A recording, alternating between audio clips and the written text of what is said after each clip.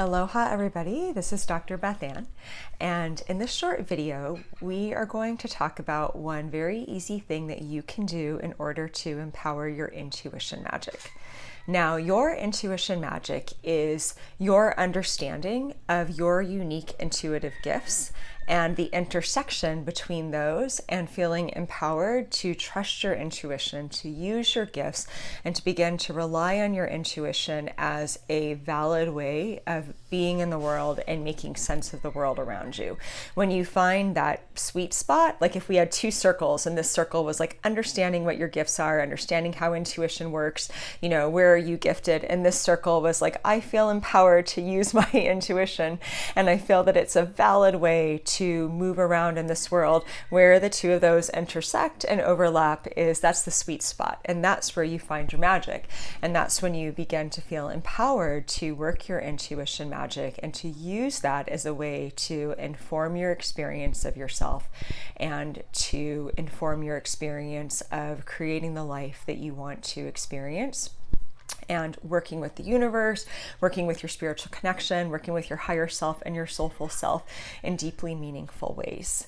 So when I sat down to think about what's one simple tool that I can offer people, I knew what I wanted to teach. And I had this voice in my mind that said, people want something fancier than what you are going to tell them. And this is true.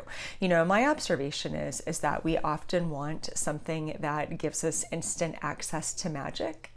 Nobody wants to be told that in order to feel magical or in order to become a highly intuitive person and to develop an intuitive skill set, like you have to work at it.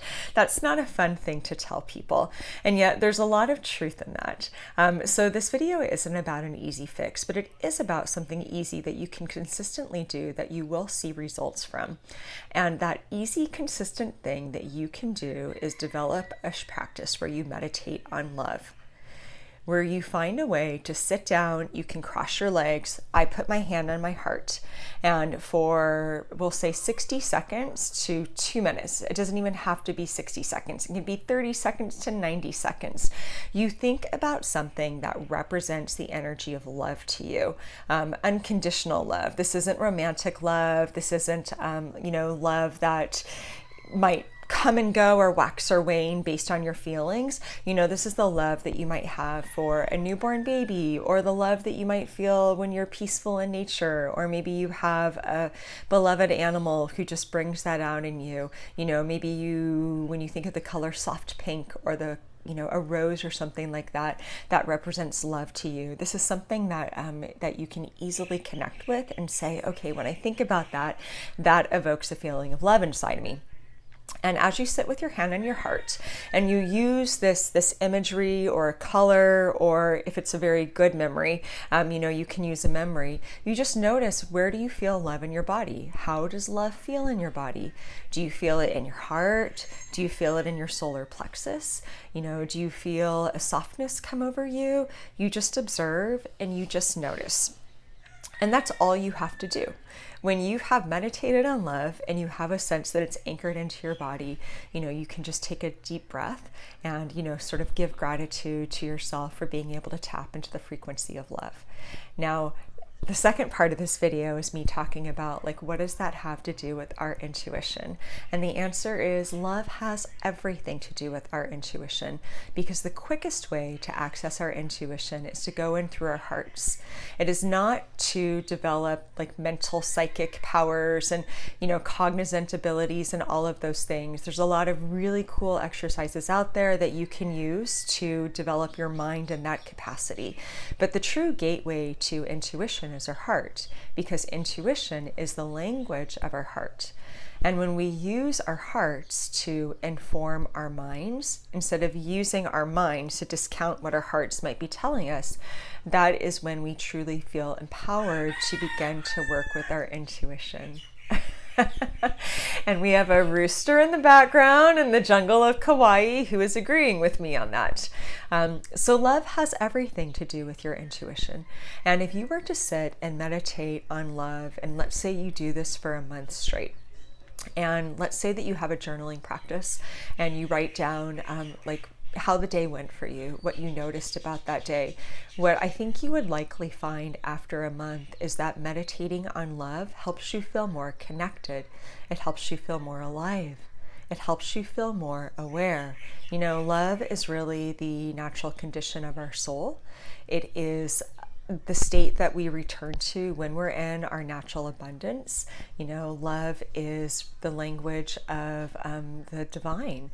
Love is the language of spirit and the universe. You know, unconditional love is what connects us all at a soul level, whether or not we feel that for each other, you know, as human beings on earth. But spiritually, you know, love is the great connector. Love is what keeps us connected to our loved ones when they pass over, they cross over to the other side. It's love.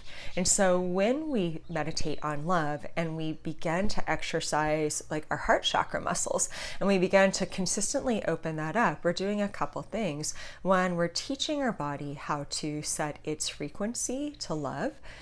It's almost like exercising an emotional muscle, you know, and so when we get knocked out of our, we'll say our flow, and we need to come back to a space of center, we can use that meditation to like bring us back there more quickly because we've been practicing and we're able to tap into it more quickly, you know. And when we are in a space of love and we're grounded in love, that does open up our heart chakra. It opens up our high heart chakra. It allows us to access higher frequencies, and our intuition loves that because that's when our intuition can act as this really powerful receptor and begin to pick up on Spirit's loving imprint in the world around us. The other thing that it does that is really important is it teaches us how to listen to our hearts, and it teaches us what our heart feels like. And a lot of times people get really tripped up when they're trying to work on, is this my intuition or is this just my mind? And they don't know, you know, is this just my mental chatter? Am I just making this up? Or is my intuition telling me something? And the stronger of a relationship that we have developed with love by being in our heart, by cultivating the frequency of love inside of ourselves, the easier it makes it for us just to take a deep breath, you know, to meditate on whatever it is we think we might be intuitively sensing, and just, you know, check with our heart and say, like, how does this feel in my heart? You know, does my heart feel like open and warm? Does it feel expansive with this? Or does it feel constricted or contracted? Maybe it feels fearful. You know, we begin to treat our body as an instrument, and we begin to learn how to tune in greater ways. So very, very simple thing that you can do. It is not an easy fix, but it will yield results. And when I was first beginning to really work with my intuition and develop it, and I started using this exercise to, you know, tap into the frequency of love and to teach my body how to do that, I noticed several things. One is it did help me feel centered much faster when I got knocked off my center. Two was I could use it to stay in my own flow. Like if I knew I was going to walk into a situation and that it might be challenging for me, or maybe there might be toxic people in it, or somebody that as an empath that I didn't want to pick up their stuff, you know, I could kind of go into the frequency of love and use that as a shield or a way of, we'll say, psychic protection, and just say, like, nothing's getting into my love bubble that's not meant to come in here, and let everything else bounce off. So there's a protective element to it.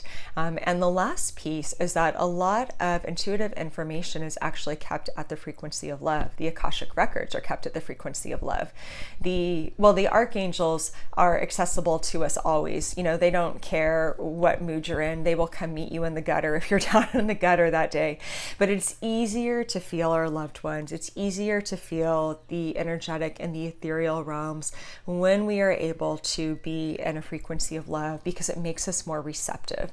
And so we're better able to receive the messages. It's not that they're not there for us all the time. It's that it allows us to be receptive so we can hear and begin to sense and pick up on what's already there. So it's a beautiful tool to have in your intuitive toolbox, because as you grow your skill set and you want to use those to tap in more powerful ways, you can ground into love and get into that energy in your body, and that will really support you in opening up to an even wider array of using your intuitive abilities to tap into the beautiful world of energy around you. I hope you found this video helpful.